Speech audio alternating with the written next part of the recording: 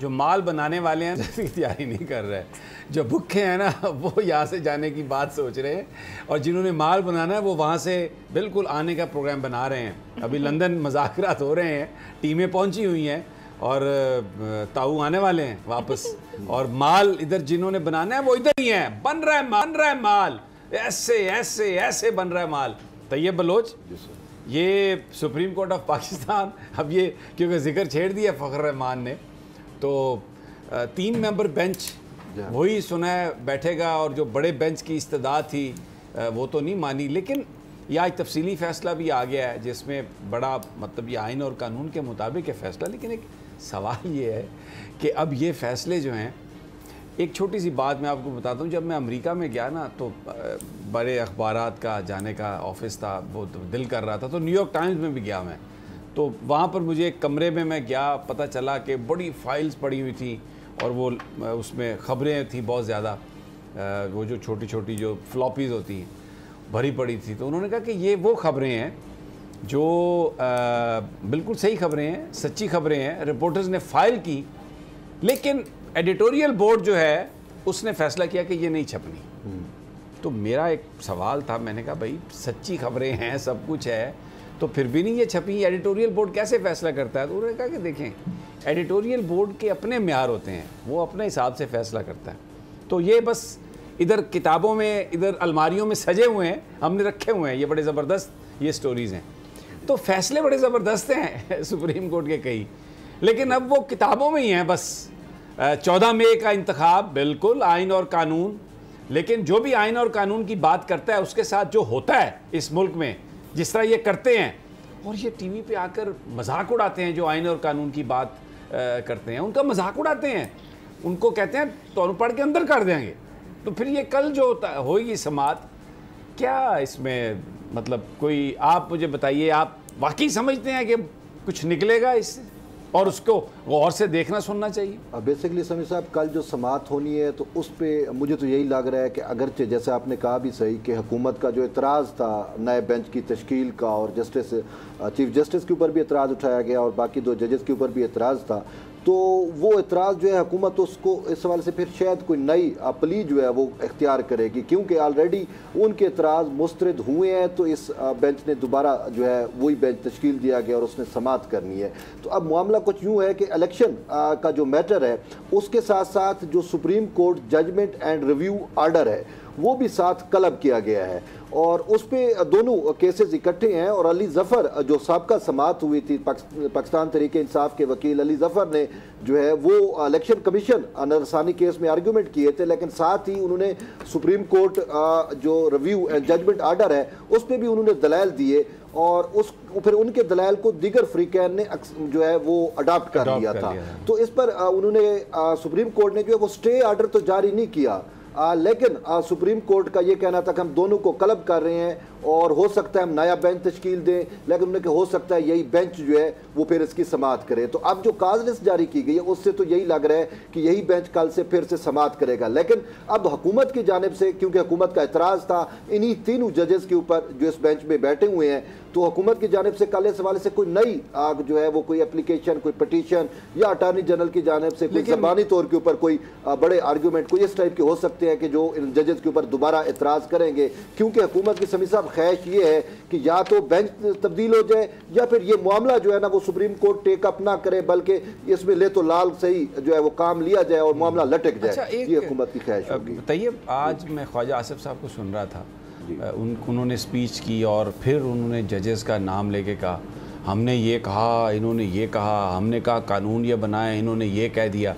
तो वो एक बड़ा ही कंटेम्पचुअस, यानी अगर कोई महज़ब ऐसा मुल्क जहाँ पे रूल ऑफ लॉ होता तो ख्वाजा आसिफ साहब जो हैं ये वज़ीर दिफा की बजाय ये इस वक्त जेल में होते या एक सज़ा भुगत रहे होते कि आप जो आला अदलिया है उसके बारे में जिस तरीके से गुफ्तगू कर रहे हैं, ये कोई पूछने वाला ही नहीं है। कोई मतलब आप जो मर्ज़ी बोलें, जो मर्ज़ी करें, और जो भी आपका लेवल है, जो भी आपका करैक्टर है, it does not make difference.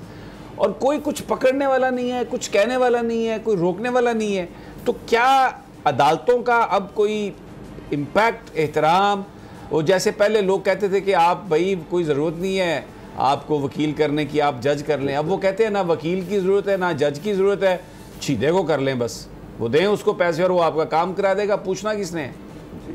तो बिल्कुल समीर साहब आपने यही दुरुस्त कहा, लेकिन जैसा कि हमने देखा भी सही कि इस टाइम बात यह है कि जब इदारे के अंदर तकसीम हो जाए तो फिर दूसरी फोर्सेस को या बाहर की कुव्वतों को जो है वो मौका मिल जाता है। यही कुछ सुप्रीम कोर्ट में, आप तो इस चीज़ से के विटनेस हैं, यही कुछ सुप्रीम कोर्ट में है। तो जिस वजह से आप PMLN की जानिब से या इन हुकूमती वज़रा की जानिब से जो ज़बान इस्तेमाल की जा रही है वो आप इतनी तौहीन अमेज़ है, लेकिन दूसरी साइड पर सुप्रीम कोर्ट जो है वो हमें बेबस, मैं यही समझ रहा हूँ कि वो कुछ नहीं कर पा रही, रिस्ट्रेन भी कह सकते हैं कि वो कर रहे हैं। सभी सब देखिए, बात आप सब ठीक कर रहे हैं, लेकिन मुझे इतना पता है कि जो सबसे कमज़ोर कड़ी होती है ना, अगर आप उसको ना निकालें ना तो वो आपकी शिकस्त का बाइस बन जाती है। और इस वक्त यहाँ पे अगर मैं सुप्रीम कोर्ट की बात करूँ तो हालात कुछ ऐसे ही हैं और आने वाले भी हमें यही चीज़ें नज़र आ रही हैं। इससे पहले जो आपने कराची की स्टोरी की है उसमें सबसे ज़रूरी चीज़ तो ये आपको याद होगा कि तहरीक इंसाफ के जो चेयरमैन है उन्होंने एक चीज़ पब्लिश की थी कि कुछ लोगों के में MNA थे या MPA था उनका, जिसका एक मैसेज था। अब अगर वो कोई भी मैसेज पढ़े तो यकीनी सी बात है कुछ ना कुछ चीज़ें तो उनके साथ हो रही हैं। इसमें ऑनरशिप की बात नहीं है, इसमें और भी बड़े फैक्टर्स हैं जो इंक्लूड किए गए हैं। फिर आप ये देखें कि मैं देख रही थी पीपल्स पार्टी, आप बेहतर समझते हैं, आपने कवर भी बहुत किया है, लेकिन मैं कहीं पर लिखा हुआ था, आ रहा था कि पीपल्स पार्टी की ये रवायत रही है लोगों को अगवा करना। अब ये एक ऐसी चीज़ है जो तसलसल से चली आ रही है। अब मुझे नहीं पता इसका चेंज का होगा। जहाँ तक आप बात करते हैं इलेक्शंस की, तो समी साहब मुझे तो नहीं लगता शफाफ इलेक्शंस होंगे। इससे बहुत बेहतर है कि कोई टेक्नोक्रेट की हुकूमत आ जाए और चीज़ों को लेकर चले, क्योंकि इनके कंधों पे अगर चलाने की कोशिश कर रहे हैं ना हुकूमत को, तो मेरे ख्याल में इसका इम्पैक्ट सब पे होगा। एक मैं आपकी तस्दीक कर दूँ, पीपल्स पार्टी में मेरी इस वक्त क़यादत के बारे में रिजर्वेशंस हैं, लेकिन पीपल्स पार्टी के बारे में ये कहना कि उनकी ये रवायात रही हैं कि वो अगवा करते रहे लोगों को, ऐसा नहीं है। देखें, जुल्फ़िकार अली भुट्टो ने फांसी ली and it was for the supremacy of constitution. फिर उसके बाद मोहतरमा बेनज़ीर भुट्टो, उनको भी इस दुनिया से उनको भी एलिमिनेट किया गया, उनकी भी शहादत हुई। अब आसिफ अली ज़रदारी के बारे में मेरी अपनी बहुत ज़्यादा रिजर्वेशंस हैं, लेकिन और इसमें भी कोई शक नहीं कि उन्होंने बहुत सारे 2 नंबरी के काम भी किए होंगे, लेकिन जो उनकी सज़ा रही ना 10-11 साल, वो बुनियादी तौर पर उसकी बड़ी वजह मोहतरमा बेनज़ीर भुट्टो को ब्लैकमेल करना था। ये बिल्कुल ये एक सच्ची बात है। तो अब करैक्टर इस वक्त जो पीपल्स पार्टी का है सिंध में, जो लोग जिस तरीके से अब यानी 10 साल से ज़्यादा 12-13 साल से उनकी सूबाई हुकूमत है, लेकिन सिंध के जो हालात हैं, कराची के जो हालात हैं, उसकी जो नाकामी है उसकी ज़िम्मेदारी तो आप पीपल्स पार्टी पे ही डालेंगे।